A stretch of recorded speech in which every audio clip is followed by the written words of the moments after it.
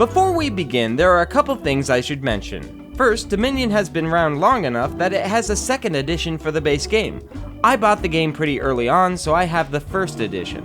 Since then, I've bought the expansion cards that bring my base game up to date, but you might see some older cards in this presentation. Don't worry, the gameplay itself hasn't changed, but if you see cards you don't recognize, that's why. Secondly, I'll be demonstrating how to play this game on a turning card game board made by the Etsy shop Just 2 Now.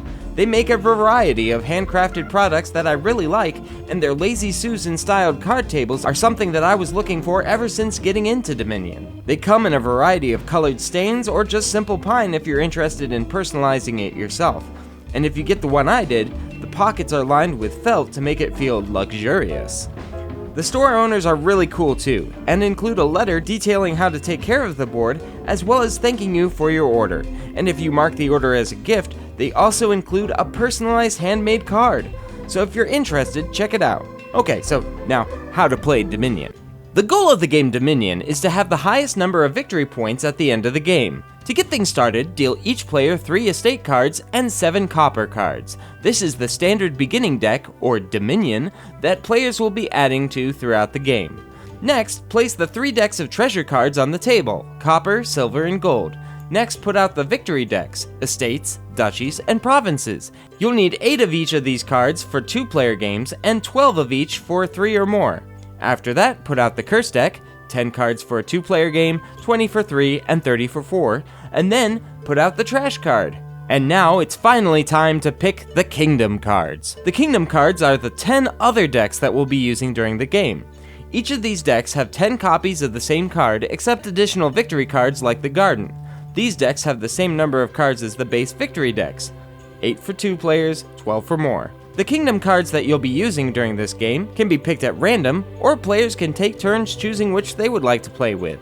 Once all 10 Kingdom decks are chosen, the game can begin. All players start the game by shuffling their starting deck and drawing 5 cards into their hand. Once this is done, the first player takes their turn. A turn in Dominion has 3 phases: action, buy, and cleanup, ABC. The action phase is when you may lay down 1 action card and do what that card tells you to do. Most Kingdom cards are action cards, and they give you the ability to change the rules of the game. Some let you buy more than 1 card on the buy phase, some let you draw more cards, others let you play more actions, and so on. You don't have to play an action on your turn if you don't want to. In fact, you don't start the game with any action cards, so for your first couple turns, you'll have to skip this phase. On the buy phase, a player may lay down any number of treasure cards from their hand to gain 1 card from one of the decks in the supply and put it in their discard pile. As an example, I have 4 coppers in my hand. If I look in the upper corner of these cards, I see that each one is worth 1 coin. To find out how much a card costs, take a look in the lower left corner. The number there indicates how much coin is needed to gain this card. For instance, this gold card will be worth 3 coins when I play it on my turn, but in order to buy it, I have to play 6 coins worth of cards. So I lay down my 4 coppers and can buy 1 card costing up to 4. I'll take this smithy, put it into the discard pile, and that's my buy phase. Something to understand about buying cards is you're not losing these treasure cards when you play them. Once they're played, they remain yours. They're just discarded in the next phase. But they'll be back. So let's talk about the cleanup phase. The player puts the cards left in their hand, along with the cards that they've played, into the discard pile, and then they draw 5 more cards from their deck. So you may be asking, why are we putting everything into the discard pile? Don't we want those cards? The answer is yes, and as the game goes on, this discard pile will turn into your deck. When you run out of cards to draw, you'll take your discard deck, give it a shuffle, and boom, you have a new draw deck. And now all of the cards I discarded and gained will be in my new deck, ready to be used when I draw them into my hand. The game continues until a player buys the last province card in the deck, or if any other 3 decks are depleted. Once either happens, the game immediately ends, and the players gather up all their cards and add up their victory score. The player with the most victory points in their Dominion wins.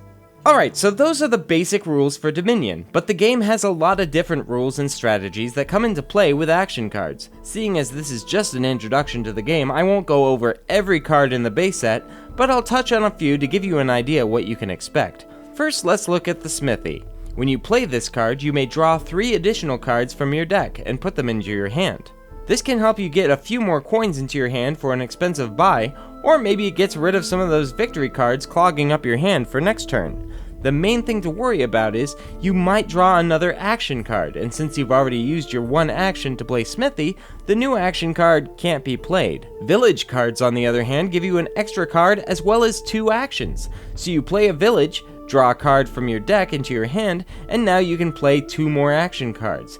This can add up to ridiculous situations where a player plays their entire deck per turn, every turn. It's annoying, but perfectly legal. Next, we look at one of my favorites, the Market. This card lets you draw another card, gives you an extra action, as well as an extra buy and a coin for your buy phase. This means instead of only being able to buy 1 card, you can buy 2 cards, provided you can afford it. But not all cards are just to make sure you get something nice. Some cards are labeled as attack cards that you play to sabotage other players around the table. One such card is the Witch, where when played gives everyone else at the table a curse card. Curse cards are negative victory points, so needless to say you don't want them in your Dominion. To get rid of them, find a card that allows you to trash a card, like this Remodel. Trashing a card means it no longer is part of your Dominion, and many cards in the game use trashing to trigger other abilities. This Remodel, for instance, allows you to gain a card costing up to 2 coins more than the trash card, so we can trade out a curse for an estate, turning the -1 victory point into a +1. Which is usually a good thing. Dominion is a fantastic game, and it has many expansions, which adds thousands if not millions of different variations of play. If you would like to see me cover a particular expansion or have suggestions for Kingdom card matchups, let me know in the comments. And until next time, this is Hogwash. Catch you later.